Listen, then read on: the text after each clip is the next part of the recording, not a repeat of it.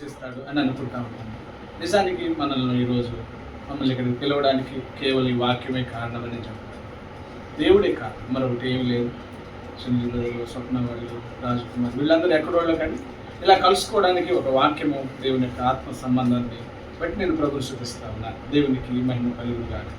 మనం పరిశుద్ధ గ్రంథంలోనికి వెళ్ళి చూడిగా ఎక్కువ సమయం మనకు లేదన్నా మేము కూడాను ట్రైన్కి వెళ్ళాల్సిన అవసరం ఉంది. 4:20 ట్రైన్ ఉంది కనుక నేను కాస్త ముందుగా చేస్తాను. పరిశుద్ధ గ్రంథంలోని అపోస్తలుడైన పౌలు గారు ఎన్నో ఉత్తరాలు రాశాడు. ఆయన ఉత్తరాలు చాలా ప్రభావితమైనవి. వ్యక్తులకు రాశాడు, సంఘాలకు రాశాడు, ఆయా సందర్భాలు పరిస్థితులను బట్టి సమన్వయపరచడానికి అనేకమైన ఉత్తరాలు రాశాడు. అట్లా రాసినటువంటి ఒక ఉత్తరమే గొడవలతోనూ అనేకమైనటువంటి భయంకరమైనటువంటి దాడులు ఒకరినొకరు గాయపరుచుకున్న సమయంలో రాసినటువంటి ఉత్తరము రోమా పత్రిక అంటున్నాడు. రోమాలో ఉన్న సంఘాన్ని ఈయన కట్టలేదు, ఈయన ద్వారాగా అది నిర్మించబడలేదు. ఎవరి ద్వారానో మొత్తానికైతే ఆ సంఘం నిర్మించబడింది. ఆ సంఘాన్ని స్థాపన ఎవరు చేశారు?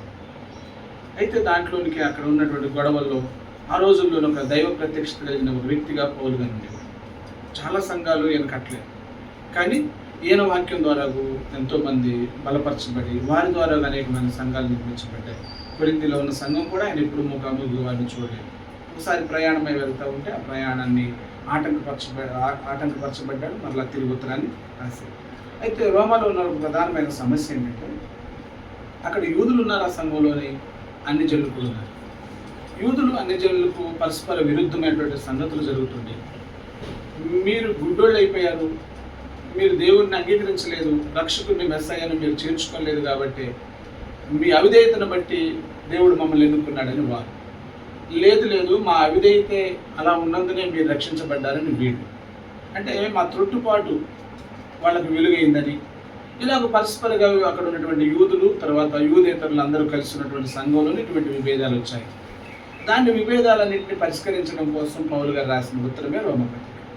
అందుకని ఆయన అంటాడు, ఆ 12వ అధ్యాయం మనం చదువుతున్నప్పుడు విరవబడినటువంటి కొమ్ము ఉంది కదా, మంచి ఒరవ చెట్టును గురించి మాట్లాడుతూ, అడవి ఒరవ చెట్టును గురించి మాట్లాడుతూ, అన్ని జనులైన మీరు అడవి ఒరవ చెట్టు లాంటి వారు, మంచి ఒరవ చెట్టు లాంటి యూదులు మీ నిమిత్తమై విరవబడి అడవి ఒరవ చెట్టుగా ఉన్నటువంటి నిన్ను దానికి అంటు కట్టాడు కనుక విరవబడినటువంటి కొమ్మ విషయాన్ని బట్టి నువ్వు అలా అంటు కట్టబడిన దాన్ని బట్టి నువ్వు అతిశయించడానికి వీల్లేదు. నీ నిమిత్తం ఒక కొమ్మ విరిచాడు దేవుడు కనుక జాగ్రత్తగా ఆలోచించండి అని సమన్వయపరుస్తున్నారు.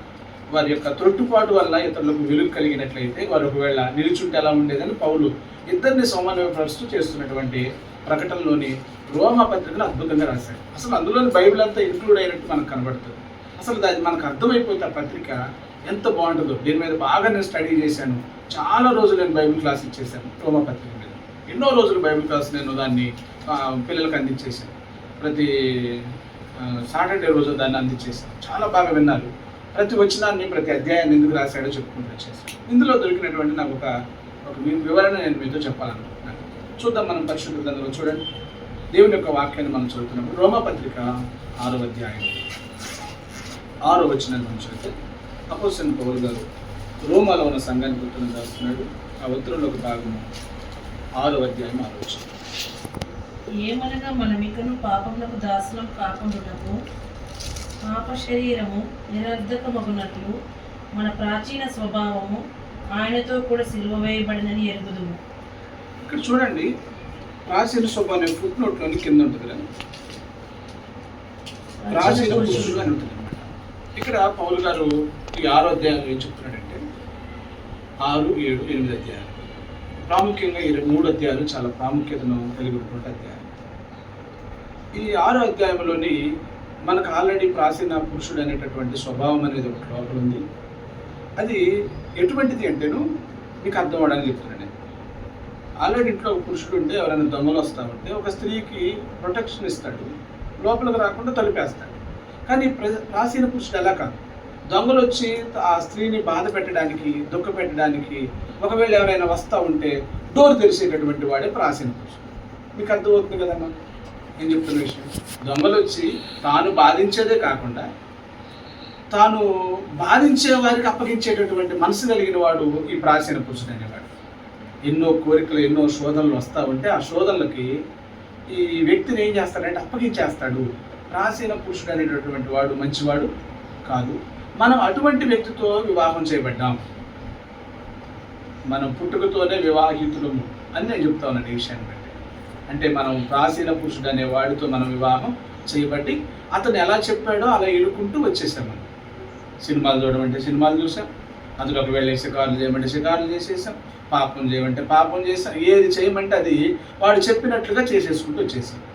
ఆ ప్రాచీన పురుషుడు మనలోనే ఉన్నాడు, తనతోనే వివాహం చేయబడి మనం బ్రతుకుతున్నాం. ఇంకా ఎలాగంటే తను చాలా బాధించేవాళ్ళు వస్తే కూడా నన్ను తలుపు తెరిచేవాడు. ఇలా బాధించబడుతున్నటువంటి మనకు మనశ్శాంతి లేకపోవడం వల్ల దేవుని మహాకృప వల్ల ఎవరో సువార్త అందించారు. ఈ ప్రాచీన పురుషుడు ఒకవేళ ఏలుబడి చేస్తే, ఆ ప్రాచీన పురుషుడు అనుసారంగా ఒకవేళ నువ్వు జీవిస్తే నరకానికి వెళ్ళాల్సి వస్తుందని, కనుక ఈ ప్రాచీన పురుషుని యొక్క జీవితం నువ్వు విరక్తి చెందావు, అదే సమయంలోని నీకు నాకు విరక్తిలోని ఇబ్బందిలో ఉన్నటువంటి నాకు సువార్త అందింది. అయితే ఎలాగనగా మొత్తానికైతే ఆ సువార్తలోని సేవకులు చెప్పారో ఎవరు చెప్పారో మరొక మార్గం ఉంది నువ్వు విడుదల పొందడానికి. ఈ జీవితం వల్ల విసిగిపోయావు, ఈ జీవితం వల్ల నష్టపోయావు, ఈ జీవితం వల్ల నీకు శాంతి సమాధానం లేదు కాబట్టి కనుక దాని నుండి విడుదల పొందొచ్చు అన్నటువంటి ఒక సువార్త మన దగ్గరకు వచ్చింది. ఆ రోజు మనం దాన్ని అంగీకరించి దాని నుండి బయటపడడం కోసం ప్రయత్నించాం. మన స్వప్న అర్థమవుతున్నారు.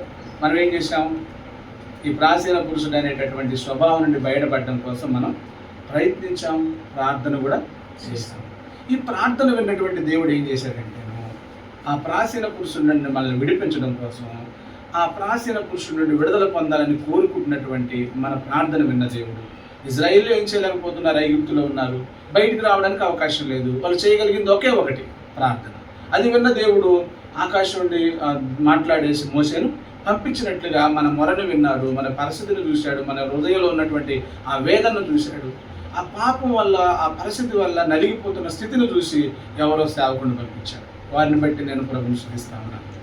ఈ సమయంలో మన ఎదురుకు వచ్చిన సేవకులు కావచ్చు, ఎవరు వచ్చారో కానీ వారు మనకు సువార్తను ప్రకటించారు, దాని నిమిత్తమే ప్రార్థించారు, మనం కూడా ప్రార్థించాం. ఐగుప్తులో ఉన్న ప్రజలు ఎలాగైతే ఏడ్చి మొరపెట్టినందున వారు మూలుగులు విని దేవుడు మోషేను పంపించినట్లుగా ఒకళ్ళు మన దగ్గరకు వచ్చారు. వాళ్ళు ప్రార్థన విన్న దేవుడు వాళ్ళని విడిపించినట్లుగా మనల్ని కూడా విడిపించడం కోసం ఆయన ఏం చేశాడంటే ప్రాచీన పురుషుడు చంపేశాడు. ప్రాచీన పురుషుడు చచ్చిపోయాడు. అదే సాక్ష్యం ఇస్తూ 4వ వచనంలో మనం ఏమంటున్నామంటే, మనం బాప్తిజం పొంది నాలో ఉన్నటువంటి ఆ ప్రాచీన పురుషుడు చచ్చిపోయాడు, నా భర్తగా ఉన్నటువంటి వాడు అని సంతోషంగా సాక్ష్యం ఇచ్చి బాప్తిజాన్ని పొంది బయటికి వచ్చేసినాం. అప్పుడు చాలా ఆనందంగా ఉన్నాం. మీ అందరికి అనుభవాలనుకుంటున్నాను నేను అది. అంటే ఎప్పుడైతే బాప్తిజం తీసుకున్నామో అప్పుడు ఒక ప్రశాంతమైన వాతావరణం, ఒకలాంటి ఉద్యమం, ఏదో ఒక దాన్ని పొందుకున్నాం అన్నటువంటి, దేని నుండో విడుదల పొందామన్నటువంటి ఒక ఉన్నతమైన స్థితి మనకు 4వ వచనం చదువు. కాబట్టి తండ్రి మహిమ వలన క్రీస్తు మృతులలో నుండి ఎలాగూ లేపబడినో అలాగే మనమును నూతన జీవం పొందిన వారమై నడుచుకున్నట్లు మనము బాప్తిస్మం వలన మరణంలో పాలు పొందుటకై ఆయనతో కూడా పాతిపెట్టబడితిమి. చూడండి, ఆ సమయంలో బాప్తిజంలోనికి వెళ్ళి ఎంతో సంతోషంగా ఆనందంగా ఉన్నాం. ఎందుకు సంతోషంగా ఉన్నాం? ప్రాచీన పురుషుడు సిలువ వేయబడ్డాడు కనుక మనం ఏం చేసామంటే, మనం ఎప్పుడైతే బాప్తిజం పొందుకున్నామో ప్రాచీన పురుషుడు సిలువ వేయబడ్డాడు. ఈ విషయాన్ని వినడంతో మనకు ఆనందం వేసేసింది. భర్త చనిపోతే సంతోషించినటువంటి అద్భుతమైన వివరణ. మన ప్రాచీన పురుషుడు ఏమయ్యాడు? చచ్చిపోయాడు కాబట్టి సంతోషించేసాము. ఎంత సంతోషించామంటే, ఆ సంతోషంలోనే మనం ఏం చేయాల్సింది అంటే, మరి వివాహితురాలుగా ఒక వ్యక్తి వివాహం తర్వాత భర్త చనిపోతే మరొకళ్ళు పెళ్లి చేసుకోవాలి కదా, చేసుకున్నాం మనం కూడా. కానీ ఆ రెండో మ్యారేజ్ని సరిగ్గా చేసుకోలేదు. ఈ మొదటి వ్యక్తి మంచోడు కాదు, అతని నుండి విడుదల పొందాం. ఎలాగంటే దేవుడే తన్ను చంపేసేసాడు. అయితే మనం వివాహం చేసుకునేటప్పుడు యేసుక్రీస్తుని వివాహం చేసుకోవాల్సినటువంటి పరిస్థితి మనకు వచ్చేది. అయితే మనం యేసుక్రీస్తుని వివాహం చేసుకోకుండా మనకు ధర్మశాస్త్రంతో వివాహం చేయబడింది.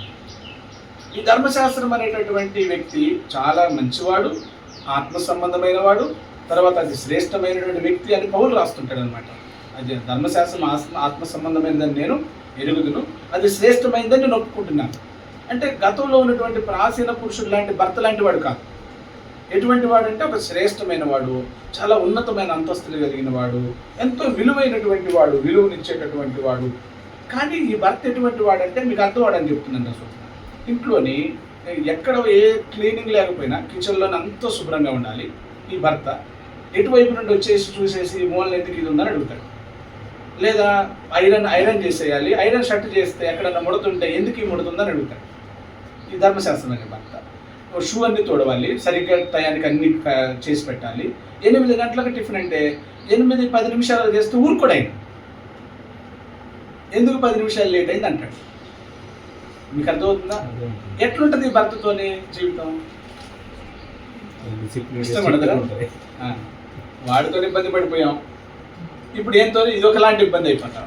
అబ్బా ఏంటి అసలు అన్నట్లుగా అటువంటి ఇబ్బందుల్లోని పడిపోయాం. అదే చెప్తున్నాడు యాకోబు, ధర్మశాస్త్రంలో ఒకవేళ 9 అంటేనే ఒకవేళ గైకొని ఒకదాని విషయంలో తప్పిపోతే అన్ని విషయాల్లో తప్పిపోయినట్లే. ఏదో చేసేసాం, ధర్మశాస్త్రం బోధిస్తుంది ఇలా ఉండండి అలా ఉండండి అలా ఉండండి అని, అలా బోధిస్తున్న ప్రతిసారి చేస్తూ ఉన్నాం, ఎక్కడో తప్పిపోతా ఉన్నాం, అపరాధం చేత లోపల పురిగిపోతా ఉన్నాం. ఎందుకు నేను అలా తప్పిపోయాను, ఎందుకు ఇలా తప్పిపోయానని బాధపడిపోతా ఉన్నాం. ఎందుకంటే ధర్మశాస్త్రం మనలో పాయింట్అవుట్ చేస్తూ ఉంది. అందుకే చాలా మంది ఏమయ్యారంటే లోకానికి కలిసిపోయారు. అదే బెటరు, కొట్టినా తిట్టినా మొదటోడే మంచోడు అన్నట్లుగా మరలా తిరిగి వెళ్ళిపోయారు చాలా మంది ఆత్మీయ జీవితాల్లో ప్రారంభించి. కారణం ఏంటంటే ఇక్కడ ఉన్నటువంటి ఈ విధానాన్ని, ఈ స్ట్రిక్ట్ లేకపోతే ఈ విధానాన్ని తట్టుకోలేకపోయారు. ఈరోజు చాలా మంది వేదన పడుతున్నారు. మనకు కూడా అలాగనే ఉంది, అయ్యో ఎంత చేస్తున్నాం ఆఖరిగా చేయలేకపోతున్నాం అనే లోపల ఒక గిల్టీ ఫీలింగ్, లోపల ఒక అపరాధ భావంతోనే జీవించేస్తూ ఉన్నాం. ఈరోజు క్రిస్టియానిటీ పరిస్థితి అలా ఉండిపోయింది. అటు ఆనందంగా లేరు, అది విడిచిపెట్టి లోకంలో నుండి ఆ ప్రాచీన పురుషుడు చనిపోయిన ఒక స్థితిలో ధర్మశాస్త్రాన్ని వివాహం చేసుకుంటే ఇక్కడ ఆనందం లేదు.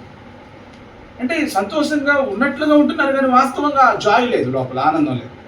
ఇది క్రిస్టియానిటీ యొక్క లైఫ్.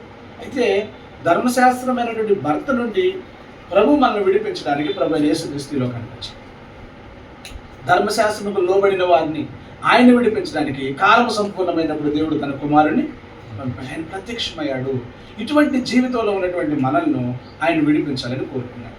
ఎంతగా విడిపించాలని కోరుకున్నారంటే ఆయన మన నిమిత్తం మరణించి మనం ఆయన ఎదురుకు వెళ్ళినట్లుగా మనకు మార్గాన్ని చూపించాడు. దేవుడు ఒక అద్భుతాన్ని చేశాడు. ఇప్పుడు ప్రాచీన పురుషుల్ని చంపినట్లుగా ధర్మశాస్త్రం అనే భర్తను చంపడం కుదురుద్దా? చంపడం కుదురుతారా? కుదరదు. ఎందుకు? ధర్మశాస్త్రాన్ని గురించి దేవుడు ఏం చెప్పాడంటే, ఈ భూమి ఆకాశములు గతించవచ్చు కానీ ఈ మాటలు ఎప్పటికీ గతించమని చెప్పాడు. వాటిని చంపడానికి, ధర్మశాస్త్రం అనే భర్తను చంపడానికి రీజన్ లేదు. మరి ఎట్లా విడుదల పొందేది? విడుదల పొందలేకపోతే ఆనందంగా ఉండలేము. ఈరోజు చాలా మంది ఆజ్ఞ గైకొనాలి, ఇది గైకొనాలి, అది చేయాలని చెప్పబడుతున్నటువంటి ఆజ్ఞల కింద వాటిని గైకొనలేనటువంటి ఒక పరిస్థితిని దేవుడు చూస్తాడు. అయితే దేవుడు ఒక అద్భుతం చేశాడు. అదేంటంటే, మీరు చనిపోండి ధర్మశాస్త్ర విషయంలో, మీరు చచ్చిపోతే నేను మరలా మిమ్మల్ని బ్రతికించుకుంటా. అప్పుడు ధర్మశాస్త్రమైనటువంటి భర్త నుండి విడుదల పొందినట్లే కదా. అర్థమవుతుందా? మనం ధర్మశాస్త్ర విషయంలో ఏమవ్వాలట? చనిపోండి. మీరు చచ్చిపోతే మరలా నేను మిమ్మల్ని తిరిగి బ్రతికించేసుకుంటాను. ఎలాగో ధర్మశాస్త్రం అనే భర్తను చంపలేము కాబట్టి ఇప్పుడు ధర్మశాస్త్ర విషయంలో మనం ఏమవ్వాలి? చచ్చిపోవాలి.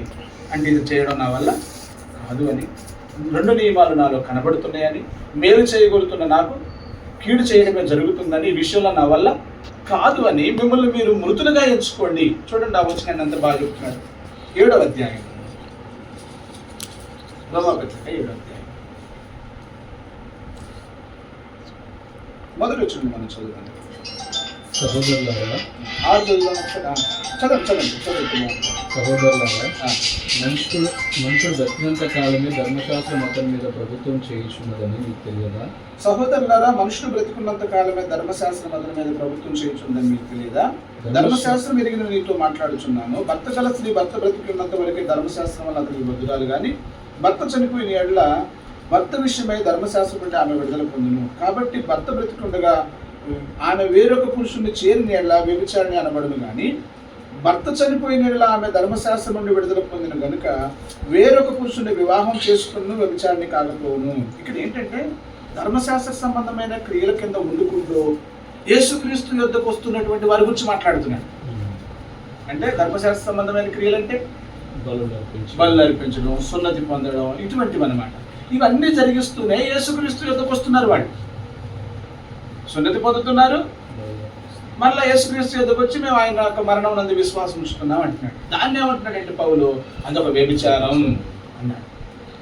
మీరు ధర్మశాస్త్రం నుండి విడుదల పొందండి, అప్పుడు క్రీస్తు వేరొక పురుషుడిని మీరు చేరండి, అప్పుడు అది వ్యభిచారం కాకుండా ఉంటుంది. పాత నిబంధనలో బలులు అంటున్నారు కొంతమంది, ఆ సమయంలో అర్పణలు అంటున్నారు, తర్వాత సున్నత అంటున్నారు, అనేకమైన విషయాలు చేస్తూ క్రీస్తును కూడా మేము అంగీకరిస్తున్నాం అంటున్నారు.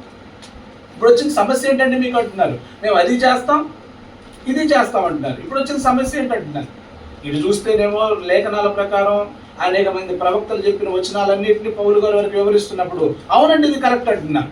మెస్సయ్య ఆయనండి, ఆయన రక్షకుడు, ఆయన ఎందుకు విశ్వాసం ఉంచితే రక్షించబడతామంటున్నారు. మరి అక్కడ అబ్రహాం చేశాడు కదండి, మన తండ్రి కదండి, అబ్రహాం పొందినట్లు సున్నతి పొందాలండి. ఇటువంటి వాళ్ళకి ఆయన చెప్తున్నాడు, అబ్బాయి మీరు చెప్తుంది రైట్ కాదు, మీరు ఇది చేయమని అన్ని జనులు బలవంతం చేస్తున్నారు, వాళ్ళు ఇది చేయాల్సినటువంటి అవసరం లేదు, మీరు కూడా చేయాల్సిన అవసరం లేదు, మీరు దాన్ని చేస్తున్నారు కాబట్టి అసలు అది ఒక వ్యభిచారం అన్నాడు. భర్త బ్రతికి ఉండగా వేరొక పురుషుడు చేరితే ఆవిడ వ్యభిచారిణి అనబడును కదా. మరి భర్త చనిపోతే అప్పుడు వ్యభిచారిణి కాకపోను కదా. కనుక మీరేం చేయండి అంటే, మిమ్మల్ని మీరే ధర్మశాస్త్ర విషయంలో మృతులుగా ఎంచుకోండి. ధర్మశాస్త్రం ఎల్లప్పుడూ నిల్చుంటుంది, కానీ మిమ్మల్ని మీరే మృతులుగా ఎంచుకోండి, అప్పుడు నేను మరలా తిరిగి మిమ్మల్ని బ్రతికించుకుంటాను. అప్పుడు మీరు క్రీస్తు యొద్దకు వెళ్ళడానికి అవకాశం ఉంటుంది. అప్పుడు మీరు వ్యభిచారం చేసిన వారు కాకుండా ఉంటారు. ఈరోజు సెవెంత్ డే అడ్వాంటిస్ట్ అయినా, గోల్డ్ అనే విషయాలైనా, అంటే గోల్డ్ అనే విషయాలు ఉన్నాయి, ఇంకా గుడారాల పండుగైనా, పులియన్ రొట్టెల పండుగైనా, అనేకమైన పండుగల పేరిట మీరు చేస్తున్నంతా కూడా ఏంటి అంటే ధర్మశాస్త్ర సంబంధమైనటువంటి కొన్ని ఆజ్ఞలను, కొన్ని విషయాలను, కొన్ని పద్ధతులను వాళ్ళు అనుసరిస్తున్నారు. వాటి నుండి బయటకు రావాల్సిన అవసరం ఉంది. వారికి ముసుగులు తీయబడలేదు కనుక వారికి ఇంకా విషయాలు అర్థం కావట్లేదు. కనుక ఇక్కడ ఉన్నటువంటి ధర్మశాస్త్ర విషయంలో మనల్ని ఏం చేయమంటాడంటే, కింద వచ్చినారు కండిషన్, భర్త గల స్త్రీ భర్త బ్రతికినంత వరకే ధర్మశాస్త్రం వల్ల దానికి బద్దురాలు కానీ భర్త చనిపోయిన ఎడల భర్త విషయమైన ధర్మశాస్త్రం నుండి ఆమె విడుదల పొందిన. కాబట్టి భర్త బ్రతికి ఉండగా ఆమె వేరొక పురుషుని చేరిన ఎడల వ్యభిచారి అనబడును కానీ. ఇక్కడ వేరొక పురుషుడు ఎవరు? యేసుక్రీస్తు. వ్యభిచారి అనబడును కానీ భర్త చనిపోయిన ఎడల ఆమె ధర్మశాస్త్రం నుండి విడుదల పొందిన కనుక వేరొక పురుషుని వివాహం చేసుకున్నాను, వ్యభిచారి కాకపోవును. మనము దేవుని కొరకు నిజంగా ఫలం ఫలించాలి అనుకుంటే, స్వప్న, స్నేహ, రిక్క, నిజంగా మనం దేవుని కొరకు ఒక మంచి ఫలాన్ని ఫలించాలని అనుకుంటే ఏం చేయాలంటే, ఇక్కడ మనము దేవుని కొరకు ఫలం ఫలించినట్లు మృతులలో నుండి లేపబడిన క్రీస్తు అని వేరొకరు చేరుటకై మీరును ఆయన శరీరం ద్వారా ధర్మశాస్త్రం విషయమై మృతులైతిరి. ఏలైనగా మనం శరీర సంబంధమైనప్పుడు మరణార్థమైన ఫలం ఫలించుటకై ధర్మశాస్త్రం వలన పాపేచ్చుల వలన అవయములో కార్యసాధకులైండును. తరువాత ఎప్పుడైతే దేని చేత నిర్బంధించబడుతుందో దాని విషయమై చనిపోయిన వారమై ధర్మశాస్త్రం నుండి విడుదల పొందితిమి కనుక మనము అక్షరానుసారమైన ప్రాచీన స్వభావం గల వారము కాక ఆత్మానుసారమైన నవీన స్వభావం గల వారమై సేవ చేయుచున్నాము. నిజంగా దేవుని కొరకు ఒకవేళ ఫలం ఫలించాలంటే మనం యేసుక్రీస్తుని చేరాలని బైబిల్ చెప్తాం. దేవుని కొరకు ఫలం ఫలించాలంటే మనం యేసుక్రీస్తును చేరాలి. యేసుక్రీస్తును చేరాలంటే ధర్మశాస్త్రం అనే భర్త నుండి విడుదల పొందాలి. ధర్మశాస్త్రం నుండి విడుదల పొందాలి అంటే ధర్మశాస్త్ర విషయంలో మనమే మృతులుగా ఎంచుకోవాలి. అవును ప్రభువా, ఈ ఆజ్ఞ అనుసరించడం నా వల్ల కాదు, ఇది చేయడం నా చేత కాదు, పొరుగు వారిని ఆశించొద్దు అన్నటువంటి ఆజ్ఞను నిజానికి మన వల్ల అవుతుందా? పొరుగు వారిని దేన్ని ఆశించొద్దు అన్నటువంటి మాటను మీరు ఎక్కడైనా చదువుతున్నప్పుడు ఒక యవనస్తుడు వచ్చేసి అతను అడిగాడు, అయ్యా ధర్మశాస్త్ర ఉపదేశం అంటే యేసుక్రీస్తుని అడిగాడు, నిత్య జీవానికి నేను వారసుడు అవ్వాలంటే ఏం చేయాలని. ఎందుకు చెప్పాడు అక్కడ ఆయన ఆజ్ఞలో? ఎందుకు చెప్పాడు?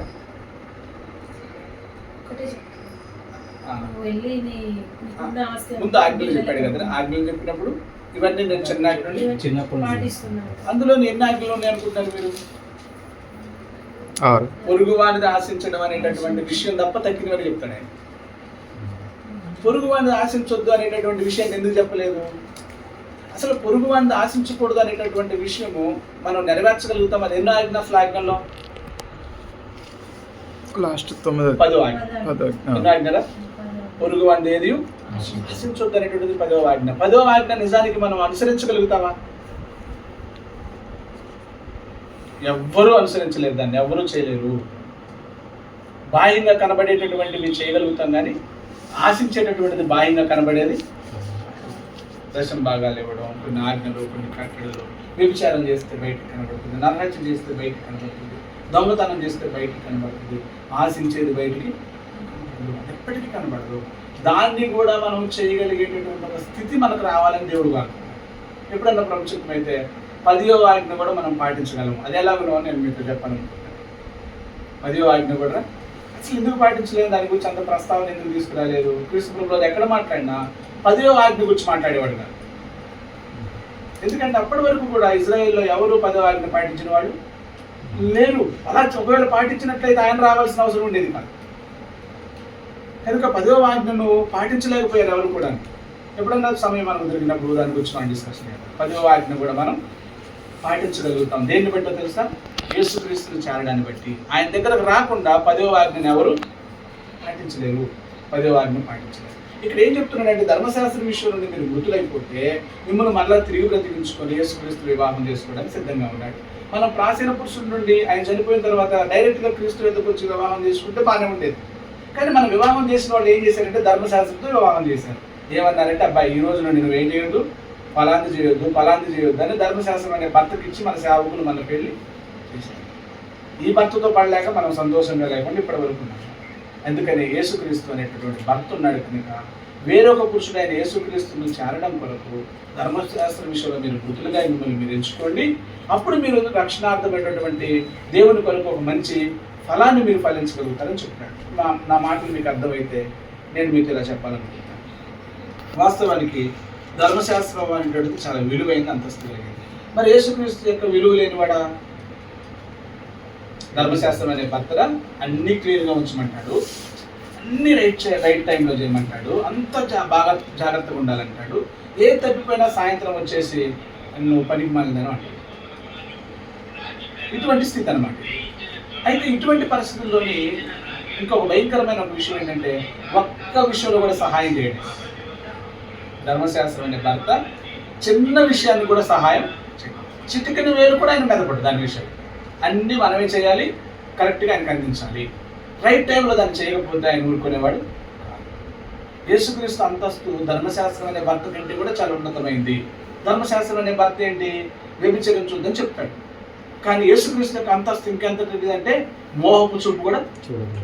ఇటువంటి అంతస్తు కలిగిన వాడు ఇంకా ఎంతో చాలా గంభీరంగా ఉంటుంది అనుకుంటున్నారా?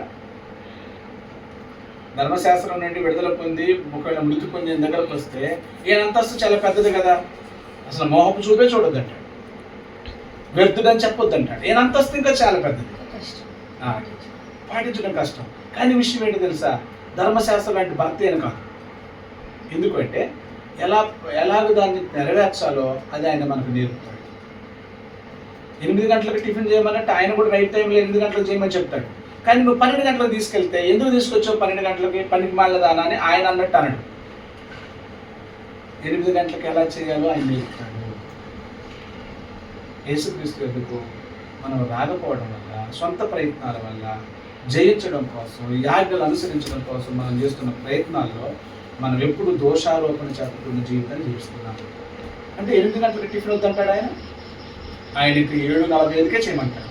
కానీ చేయలేకపోయినందున మనం యూజ్లెస్ పిలో అనడానికి, ఎందుకు చేయలేకపోతున్నావు అనేటటువంటి దాన్ని గమనించి నేను నీకు ఎలాగైనా సహాయపడగలనా అని మనల్ని అడిగి సహాయం చేయమంటే ఆ టయానికి దాన్ని చేయనట్లుగా మనకు నేర్పుతాడు. 8 గంటలకు నీ వల్ల కాలేదు, 12 గంటలకు చేసావు, నెక్స్ట్ డే 11 గంటలకు నువ్వు చేయగలుగుతావు ఆయన సహాయం వల్ల, మళ్ళీ 10 గంటలకు చేయగలుగుతావు, మళ్ళీ 9 గంటలకు చేయగలుగుతావు.